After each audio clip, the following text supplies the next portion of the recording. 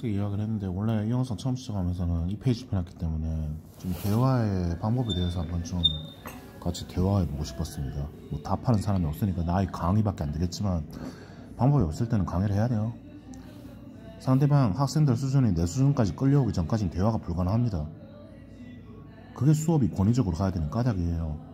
초등학교 애들 데리고서는 절대로 자기 주도적 학습이 되지 않아요. 그 중에서 소수 한두 명의 엘리트만 교사 수준을 쫓아가가지고 자기 주도적 학습이 가능하지. 과거의 암기식 교육이야말로 가장 효율적인 교육이 맞습니다. 애들은 아직까지 자기 주체적으로 뭔가 할 수 있는 수준에 도달하는 애들이 별로 없어요. 고등학생이 되어도 비평준화가 아닌 이상은 그 수준에 도달하는 애들은 별로 없습니다. 강의 들으셔야 돼요. 외워야 되고 남이 하는 훨씬 더 수준 높은 이야기를 경청하면서 내가 이거밖에 안 되는 놈이구나 하고 스스로 반성하면서 나보다 뭔가를 많이 갖춘 사람이 떠들고 있는 거를 열심히 듣고 배우고 귀 기울이고 느끼려고 해야지 자기 수준이 끌려 올라옵니다. 이거는 비단 말이나 공부에 대한 이야기만 한정되는 게 아니에요. 다시 한번 말하자면 지게차 하나를 꽂는다고 해도 저게 왜 비스듬하게 꽂는 걸까? 저렇게 꽂는 거 아닌데 이런 태도를 가지고 있으면 절대로 더 나은 방법이라고 하는 걸 찾아낼 수가 없거든요.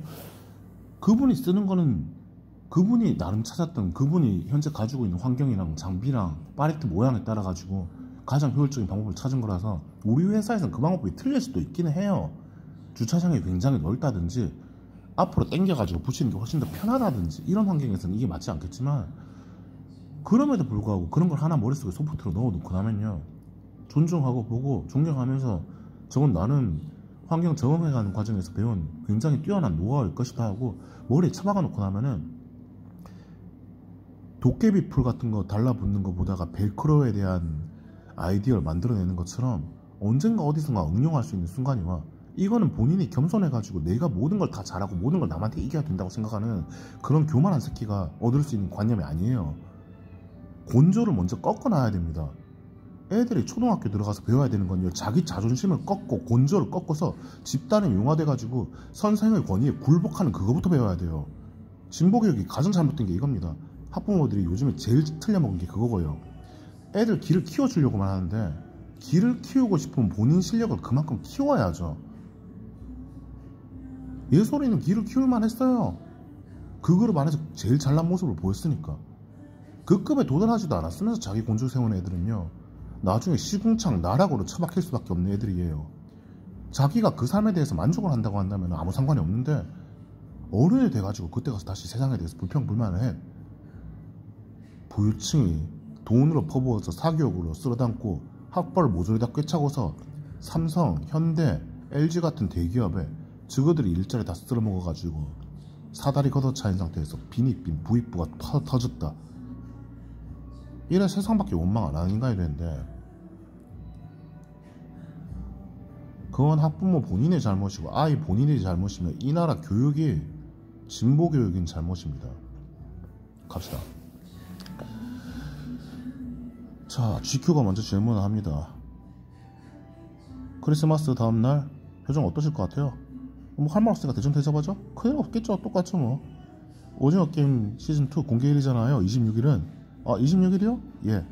본인도 신경 안 쓰고 있었어. 그냥 열심히 일하고 때려치운 거지. 큰 기대를 안 하고 있어. 뭐 당연히 어련히 잘 될 것이다 이런 거 한번 찍어봤으니까요. 원래 두 번 세 번 하면은 신드렁해져요. 연애도 처음 만나고 부부 탈 때가 좋지.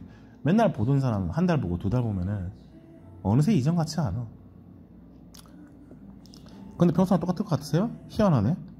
그렇죠. 제가 할 수 있는 건 홍보를 열심히 하고 그 작품에 대해서 잘 설명하는 것 외에는 아무것도 남아있지 않으니까 당연히 해야 될 거 뭘 해야 될지 다 알고 있고 정해진 한 해의 스케줄을 그대로 따라가는 거니까 다를 게 없어요. 새 작품을 앞둔 마음은 늘 긴장될까 잠깐만요. 늘 긴장될까 내 손을 떠났으니 담담할까 싶은데 긴장되거나 담담할 것 같은데 후자 쪽이시네요. 담담하신 세계적인 성공을 거둔 작품의 시즌2여도 비슷할 것 같은데요. 레지던시 이 사람 나는 슈퍼스타니까 익숙한 일이에요. 신인 같으면 이게 안 되지. 절대로 두근두근하지. 이정재라는 배우는 항상 앞선 캐릭터를 전복시키면서 걸어왔다고 생각하는데 예 그런 면에서 시즌2 성기훈이라는 캐릭터를 다시 연기한다는 점이 낯설다고 해야 되나요? 새로운 캐릭터를 전복시키는 상황이 아니라 했던 캐릭터를 또 하는 거니까 그거 자체가 했던 거를 또 한 적이 잘 없는데 항상 새로운 영화 캐릭터로서 나오는 게 있었는데 이번에는 했던 캐릭터를 다시 한번 연기한다는 점에서 이 사람은 반복이 잘 없으니까 오히려 반복하는 게 낫을 것 같아요.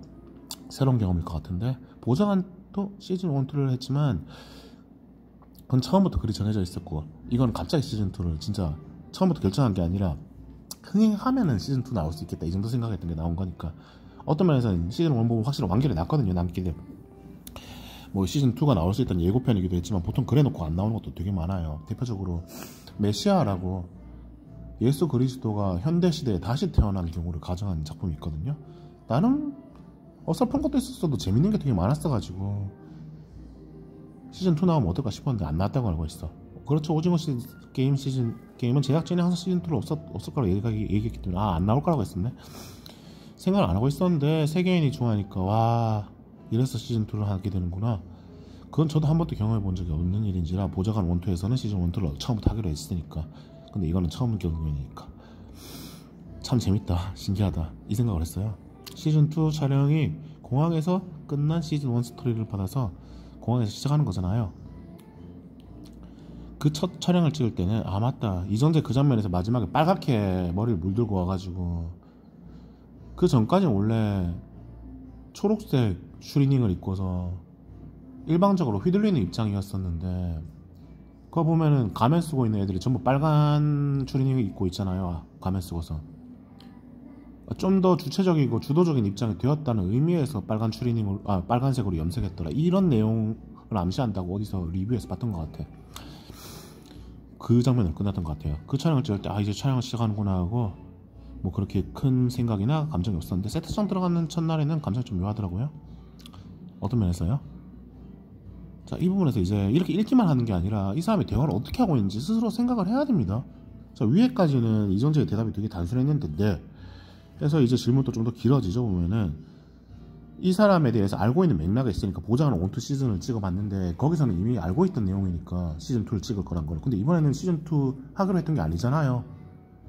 좀 기분이 새로울 것 같은데 그러니까 그래가지고 이제 상세한 설명이 나오잖아요. 시즌 2가 없을 거라고 얘기했었더라. 더 상세한 배경부터 그렇게 되게 된 배경 중 하나가 근데 전 세계인이 좋아하니까 아 이런 끝난 작품이 인기가 너무 많으면 새로 시작하기도 하는구나 이런 경험은 나한테도 처음 있었던 일이라고.